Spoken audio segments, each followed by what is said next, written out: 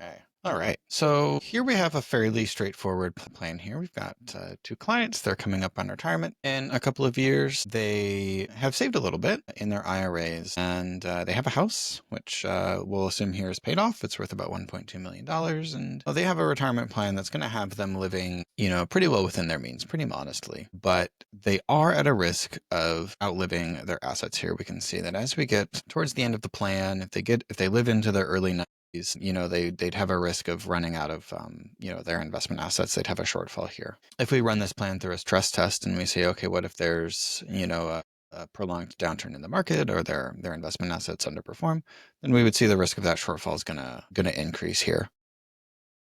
Or even spending more money would push this over the edge, right? Even spending more money, right? If they decided, well, they wanted to take some vacations, or if they ended up living, their lifestyle expenses increased for whatever reason. Yeah, this plan would be vulnerable to that, but they still have, 7 figures worth of equity in their house that they're unable to access here. So this is a good example or a good candidate for the reverse mortgage for the purposes of helping out with, providing that access to liquidity, providing, that line of credit that they can use to help prolong, their retirement lifestyle. So the first thing we did, Jon-Michael, is we took not only the assets that they would use to fund their lifestyle, to fund their income needs, but you also added that home value as an asset, and just no cash flow whatsoever, a modest growth rate of 4% on an annual basis, which is, again, I know we're looking at 28-year time horizon here, so it's long term. It's not going to be that smooth sailing, but you can see what a big deal that is for the client. I mean, it's half of their, even more than half of their current net worth. The other thing I want to draw your attention to here, when we've got a client like this, it's just their income tax curve here. You can see, they're paying $50,000 in taxes when they're working, and then they start drawing off of their non-qualified assets, because that's what often folks are told to withdraw from first. And those, we can see those taxes essentially go to zero in those years, and then they start RMDs, and then taxes go up. But then once they've run out of non-qualified assets and they're solely living on their IRAs, they're paying some pretty substantial tax bills in retirement. So this is something that I want to keep an eye on too as we layer in the reverse mortgage. Now, when we add the reverse mortgage to SIPs, we're going to do a couple of things. And Raygar, you touched on the first point, which is we want to make sure we have the home value illustrated in the plan. Now, we don't always do this, right? Because the real estate equity is often not liquid, but we want to make sure we're looking at the client's whole financial picture. So, and that we're comparing apples to apples here, before using the reverse mortgage versus after. So we want to put this in here. And then we need to add a couple more things. And the way that we would recommend to do this is essentially to create another scenario for the HECM. And this is how we're going to illustrate both the principal limit and the balance. Now, the principal limit here, this is going to be based on the client's age as well as the value of the home. We've used, the roughly 1.2 million because that's the maximum that's allowed. These clients are 65. So this is, what that principal limit would be if they were to get that. And then it's growing at about 7.13%, which is aligned with, what these recent. And that 7.13, that's the Treasury, the approximate rates where they happen to be while we're, today, but it's the Treasury rate plus a certain spread. Exactly. Yeah, and that's I'll chime in there because if I were an advisor watching this, I'd have some questions because we didn't really talk about how what the principal limit will be. We have a distribution list where we send out the tables of what FHA tells you what the principal limits are.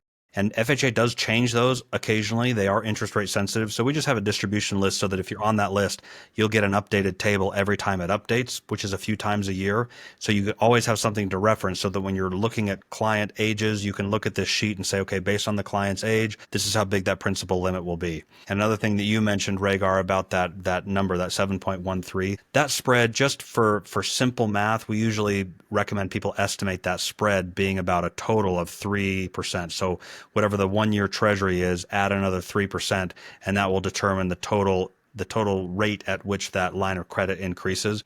That spread is a little bit negotiable depending on different terms of the loan and what the client is trying to accomplish. But if you use 3% for planning purposes, that's a great place to start. And then we can, if the client decides to go down this path, we can adjust that based on what it is they're trying to accomplish. But that's a good place to start. Great. Yeah, that's a great point, Brady. Thanks for clarifying that.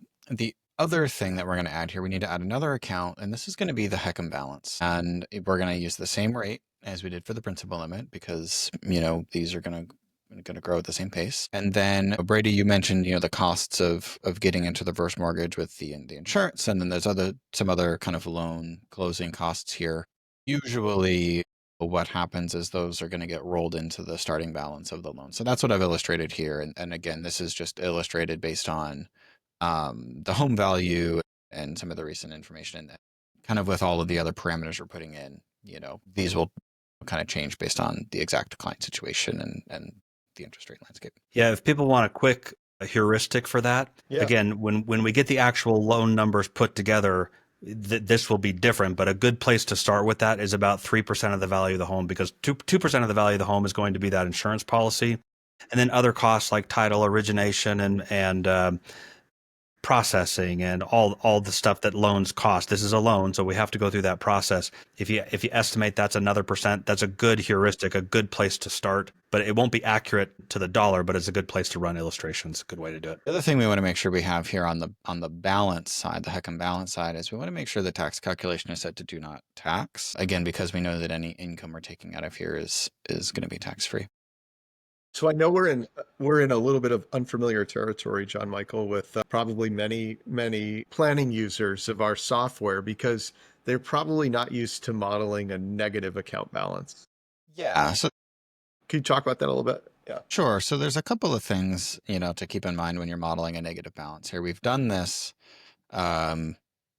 this way for a couple of reasons, but the nice thing about modeling it as a negative balance is if you group these two accounts together on this scenario, you've got your principal limit over here on the left and the HECM balance over on the right. If you group them and you can combine that group, having the balance as a negative value, you can net these two together and you can see exactly how much available credit you have left in the HECM at any given time. The other nuance here, and this is just a quirk of the way that SIPS works, is if you're going to model income coming from the HECM, we do need to do that as a fixed withdrawal here, because the makeup function will stop taking income once an account balance goes to zero. So since we're going below zero to a negative, we're just going to add fixed withdrawals for the years that we're going to take income out of this stuff. Great. So the next thing that we need to do, so I've set this up, I put in my principal limit, I put in my balance. I already have some withdrawals in here because the way that I've set this up, I add the HECM balance account to my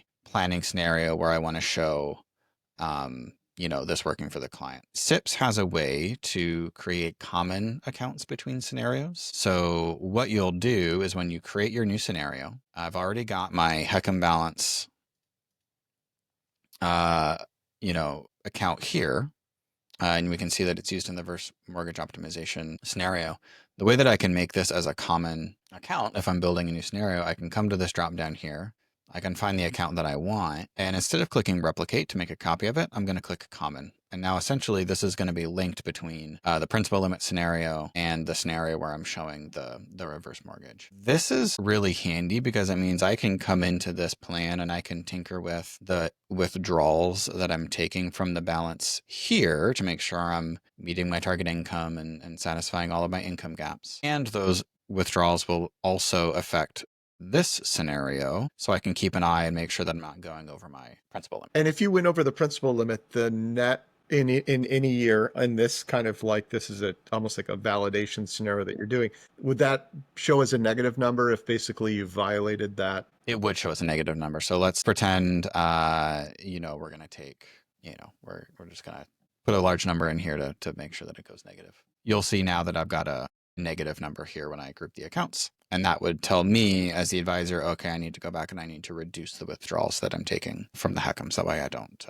And then to build on your point earlier, since this account is a common account between multiple scenarios, you don't have to do this work twice. So you can always kind of pivot over to your validation and just make sure that you have not violated it.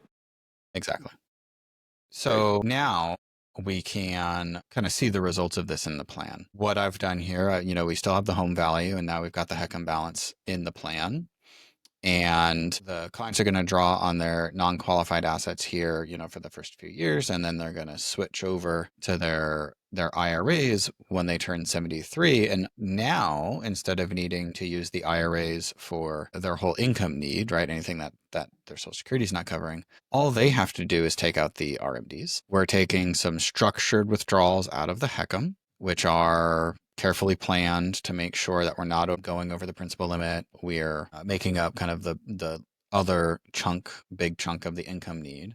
And anything left is going to come out of the non-qualified here. So this is where I have my makeup function on the non-qualified account. It's going to cover anything kind of above and beyond what we're taking from the IRAs and the HECM. And now we can see, we've extended all of our investment assets. So now that we've added the HECM to this scenario here, we can take a look at a couple of ways that this is going to help the clients meet their retirement goals. We're going to, keep taking the non-qualified assets first for the, first couple of years after retirement. That's okay. And once we start taking from the IRAs here, instead of needing to fund the majority of their income needs from this income source in a non-tax efficient way, now they only need to take their RMDs. And from the HECM, we can take a structured withdrawal strategy from here to, cover the next big chunk of their income needs in a tax-free way. And then any remainder can come from the non-qualified. And this is where I've applied my makeup function on the SIPS plan. So, as a result of this, we're able to extend our non-qualified assets to the end of the plan, both of our IRAs. We have money left at the end of the plan. We even still have room in the HECM. We haven't used all of our principal limit. If there are other unexpected expenses or, their lifestyle needs increase or something like that. And we can even see the impact that it's had on the income taxes here. So they're taking more income for longer. And if we compare to the taxes we paid in the stressed scenario, we're paying over $400,000 in taxes, in kind of the $20,000, $30,000 neighborhood here. Yeah. Now we've cut those taxes effectively in half, and we're staying below, in the kind of the $4,000, $5,000, $6,000 range per year in taxes. So we would see this client be in a much more favorable tax position. Right. We can look at the accounts total, and the client might say, yeah, but before my, a portfolio was worth $3 million at the end, and now it's only worth 1.7. But we've been able to actually use that home equity to help fund their retirement lifestyle, whereas before they had that, equity available to them on paper, but did not have an effective way to use that within their plan. Another thing I'd like to point out, if you don't mind, is that having significantly less distributions out of an IRA in a lot of cases would allow you to invest the IRA more aggressively because it doesn't need to be producing income for you. So it might allow you to get a better return on that by and large, just, put it in more equities or, however you want to do that as a planner.